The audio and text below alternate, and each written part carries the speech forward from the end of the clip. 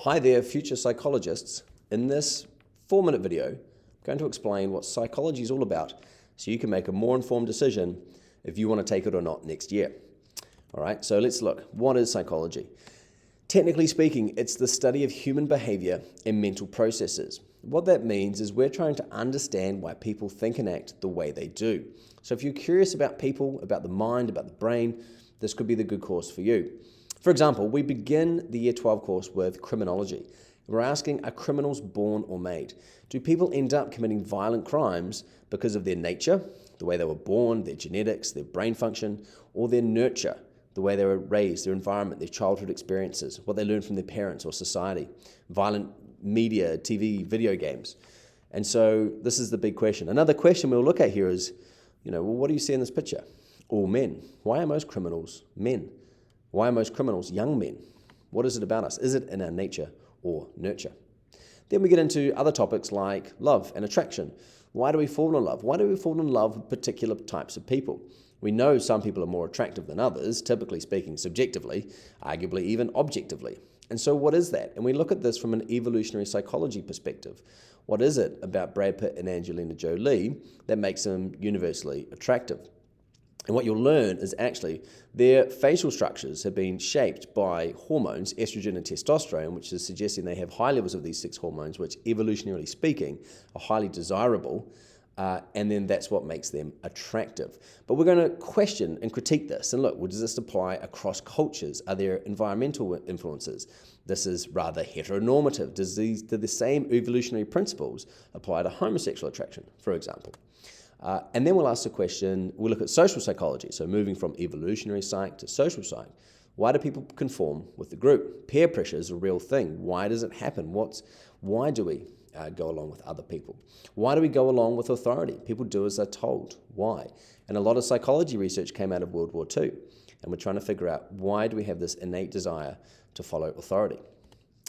Then we get into sports psychology, and sports psychologists use psychological theories to understand performance and motivation so they can help their athletes. And you'll become a sports psychologist in a sense and try to figure out how you can use psychological theories to boost performance and motivation.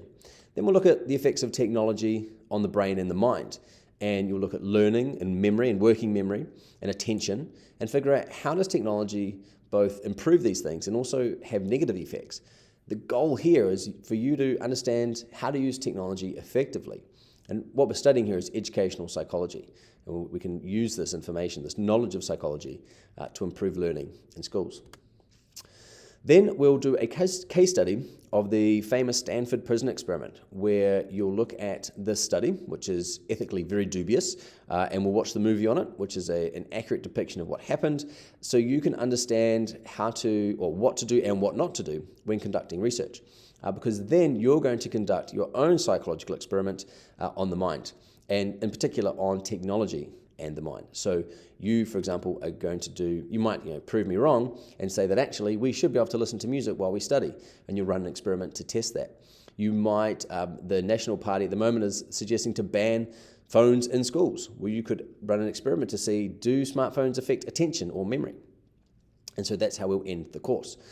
So we begin with a brief introduction. We get into nature and nurture with criminology. Then we look at psychological approaches. You'll choose a behavior, conformity, compliance, love, attraction to research and figure out why those things happen. Then we get into sports psychology and the effects of technology on the mind, and educational psychology, Stanford prison experiment, and finally your own experiment. And there are no externals, all internal assessments in Psych. The big question, or my mission in this course, is to teach you cool stuff that one day you will use. So I want to make it interesting, relevant, engaging. It's quite an interesting course, I think, but the best people to ask would be the current psychology students. And I also want to make it relevant and useful. How do we learn? How can we get more motivation?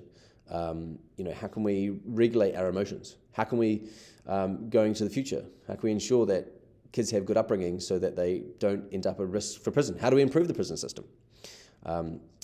All those questions. And then hopefully I'm going to encourage you to observe the world around you, think about how you think about what others do, and start to ask questions. Why does that happen? All right, if you have any questions about psychology, I'm in W303. Feel free to come and talk to me. All right, thanks.